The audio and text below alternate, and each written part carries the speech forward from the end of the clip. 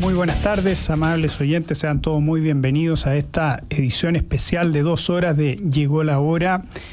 Un saludo cordial de su animador temporal, Juan Lagos, quien está en reemplazo del gran José Francisco Lagos, que está en sus merecidas vacaciones. Seguimos consternados por la trágica muerte del presidente Sebastián Piñera. Vivimos en un ambiente de luto, pero en un ambiente de luto republicano. Y este republicanismo, entendido como la veneración y el respeto por las formas de la República, creo que constituye una visión política que busca ennoblecer la práctica de la política a través de principios de gobernanza que priorizan el bien común, la participación ciudadana y la división de los poderes.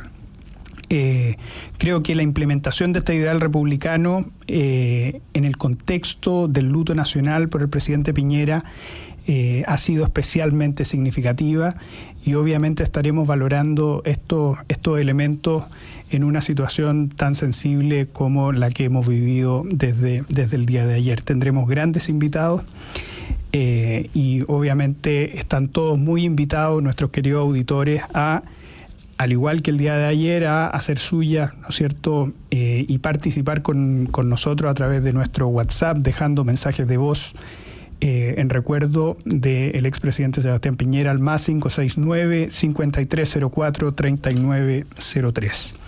Vamos a nuestro primer invitado, el profesor Alejandro San Francisco Reyes, profesor de la Universidad San Sebastián y de la Pontificia Universidad Católica de Chile, director de formación del Instituto República y también director general de esa notable obra llamada Historia de Chile 1960-2010, que ya lleva 9 tomos. Profesor San Francisco, ¿cómo está? Hola Juan, ¿cómo estás? Qué alegría escucharte nuevamente en Llegó la Hora.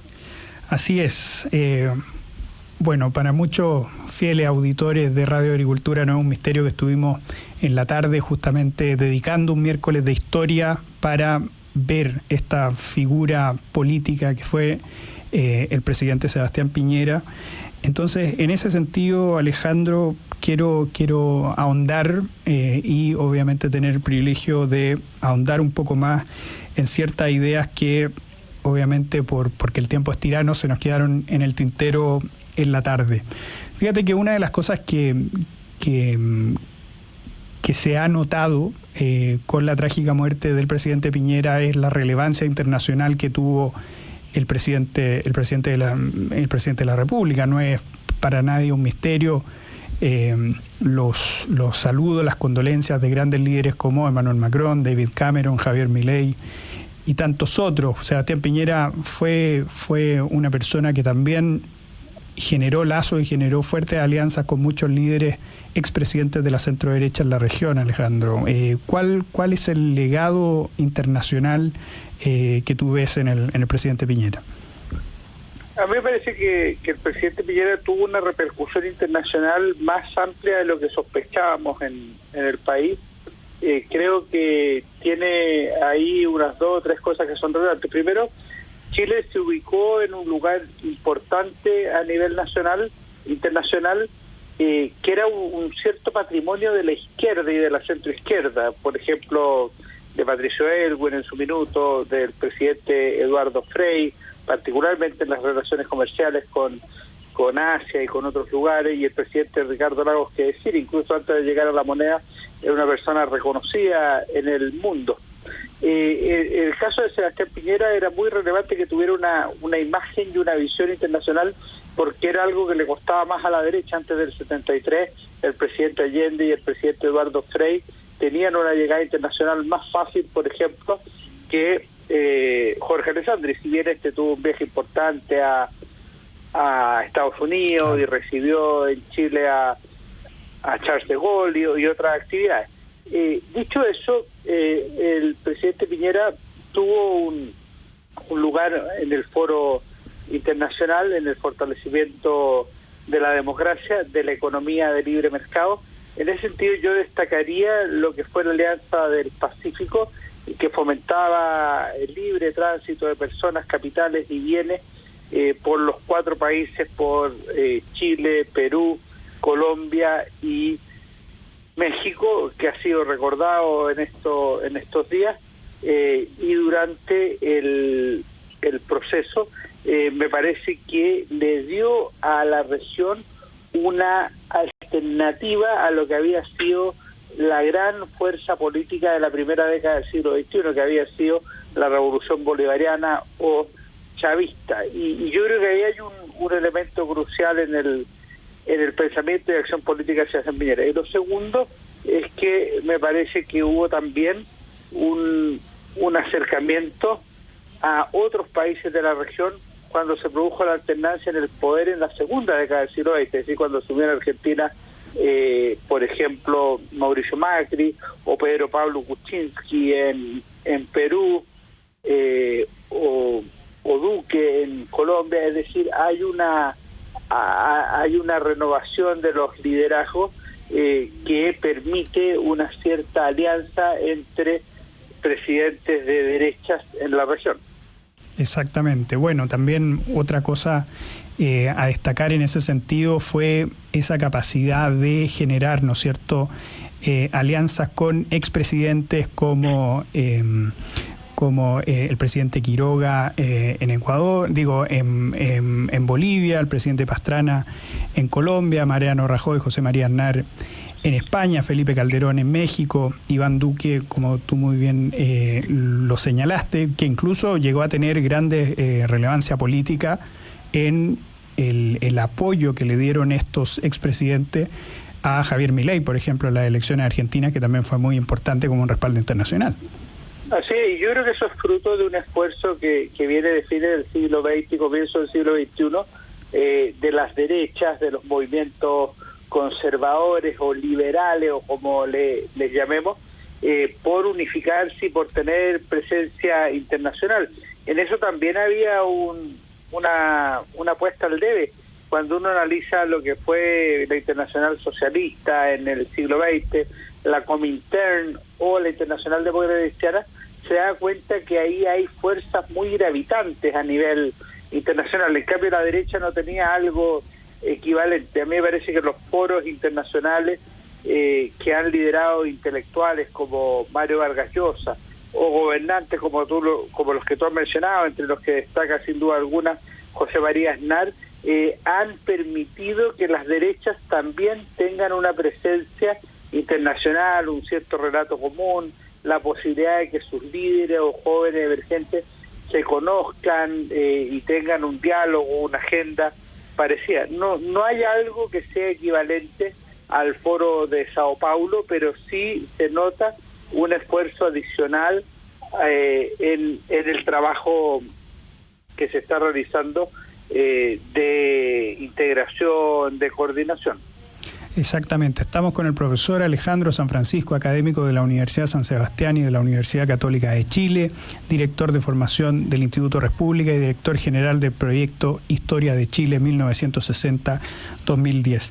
Alejandro, una de las cosas que en este sorprendente baño de masa, en este sorprendente respaldo inesperado, respaldo popular, ¿no es cierto?, que ha recibido el presidente y en las múltiples entrevistas que los ciudadanos han dado a los medios de comunicación, se han destacado muchas medidas tomadas por el presidente Piñera, tanto como la PGU, como el mismo postnatal de 6 meses, o el quitarle la dura carga, ¿no es cierto?, que tenían los jubilados en relación con el pago de la salud.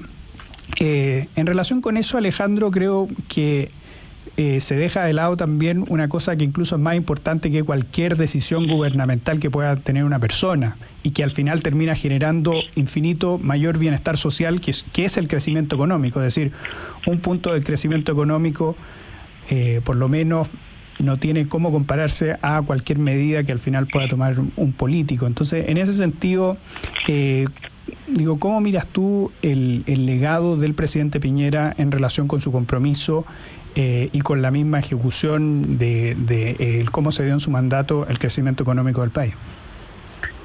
Sí, es un tema crucial porque fue uno de los motores no solo del desarrollo económico chileno, sino que también del progreso social que hubo en el país, por ejemplo, desde 1984 en adelante, y al menos hasta el gobierno del presidente Ricardo Lagos, el crecimiento era un requisito sine qua non de la actividad de los gobiernos. El presidente Ricardo Lagos, que era socialista, por cierto, y que consideraba que había mucha desigualdad en Chile, tenía un lema que era crecer con igualdad.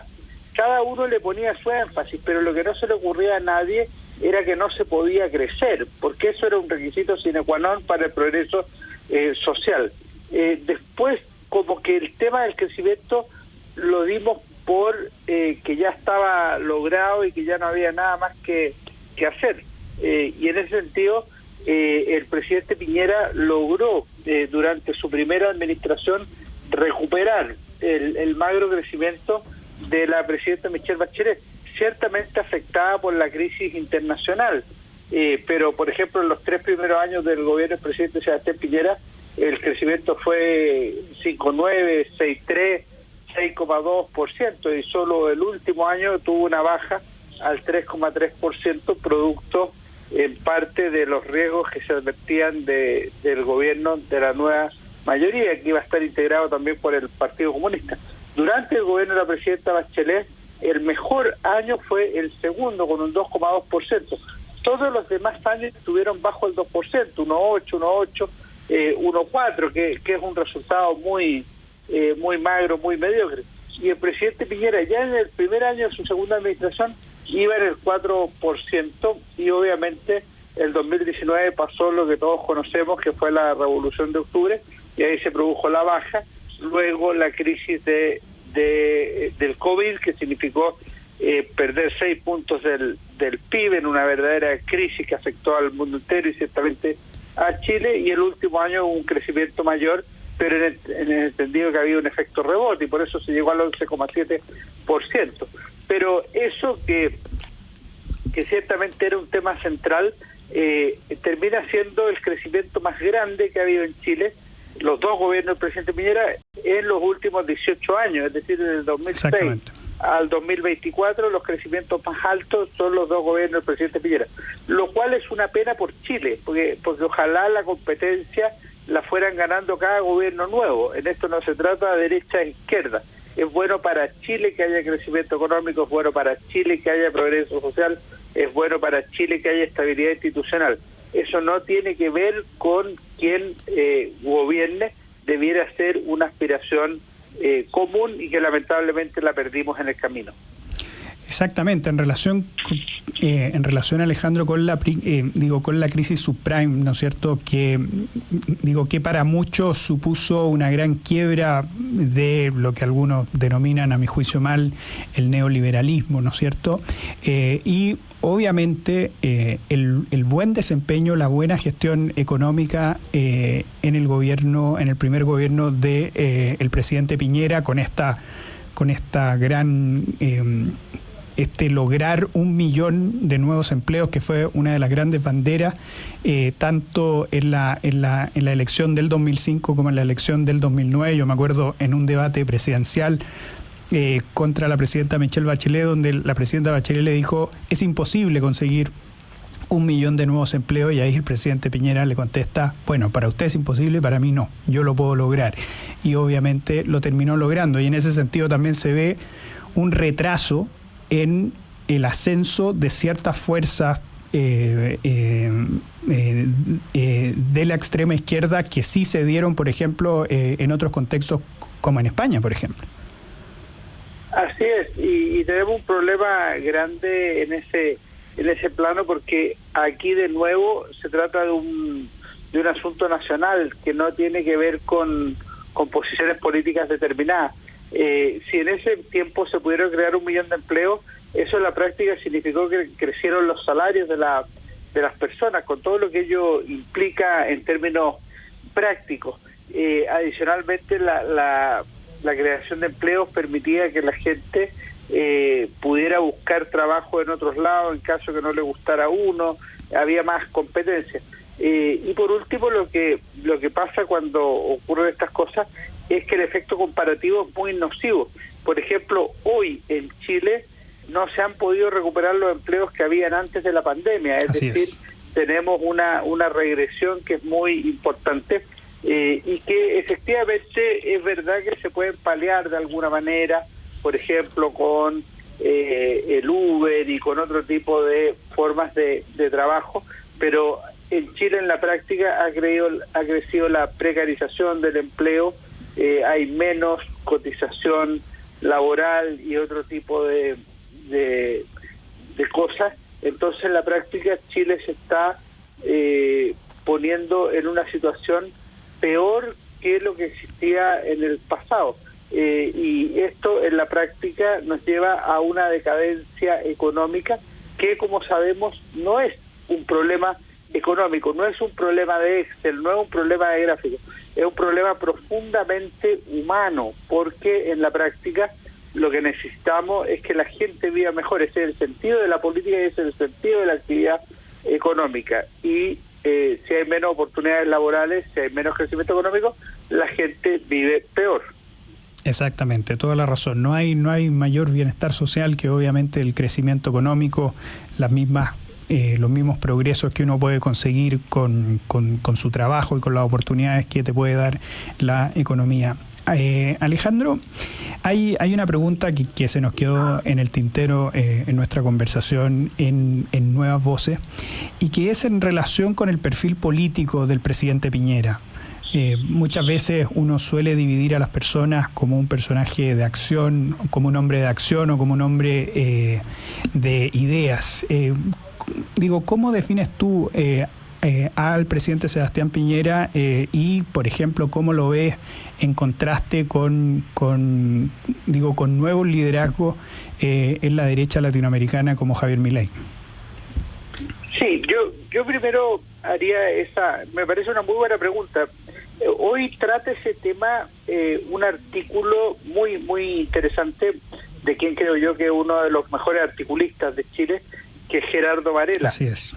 Que dice que las personas se dividen en hombres de acción y hombres de ideas, y que el presidente Piñera desafía esa lógica. Yo tengo la impresión que el presidente Piñera es sobre todo un hombre de acción, más que ser original en las ideas o tener una capacidad creativa importante o haber producido obras que nos permitan ver un ideario político de la centroderecha o un ideario económico-social renovado. No lo veo yo, por lo menos. A mí me parece que es sobre todo un hombre de acción.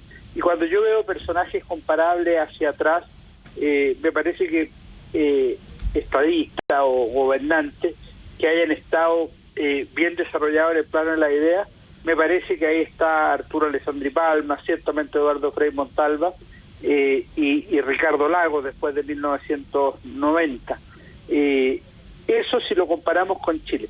Si tú lo miras y esto tiene mucha relevancia con el ejemplo que tú me pones, con Javier Milei, por ejemplo, Javier Milei, cada cosa que hace, y esto independiente de que a una persona le guste más o le guste menos Milei, porque sería un problema de afectos políticos. Por supuesto. Cada cosa que hace Javier Milei es qué y por qué. Vamos a hacer esto por esto. Vamos a hacer esto otro por esto. No vamos a hacer esto por esta razón. En el caso del presidente Piñera es más pragmático el estilo de liderazgo, la capacidad de explicar, o lo que en Chile se usa a denominar el relato, es mucho más esquivo, mucho más difícil de percibir, y en ese sentido me parece que es más robusto ideológicamente el liberalismo de Javier Milei, aunque uno lo pueda tener, uno lo puede mirar con más distancia, con más afecto, que las posiciones del presidente Sebastián Piñera. Ahora, ¿por qué podría ocurrir esto? A mí me parece que en parte porque el presidente Sebastián Piñera es ecléctico ideológicamente, no es una persona a quien la ideología le haga falta o le parezca particularmente relevante. ¿Dónde ubicaríamos al presidente Sebastián Piñera en términos ideológicos? Es evidente que tiene elementos de social cristianismo, algunos elementos menos de conservadurismo, ciertamente tiene una visión de liberalismo económico desde muy temprano, en la última etapa de su vida le incorpora factores de liberalismo cultural, pero no es que tenga una sola matriz conceptual, sino que va incorporando distintos elementos sobre los cuales va construyendo su visión y su acción, que en general es más pragmática que teórica. Exactamente. Bueno, Alejandro San Francisco, muchísimas gracias por haber estado en Llegó la Hora. Como siempre, es un placer conversar contigo. Que estés muy bien. Al contrario, Juan, fue un gusto escucharte y verte nuevamente. Lo mejor y especiales saludos a José Francisco Lago. Espero que esté descansando.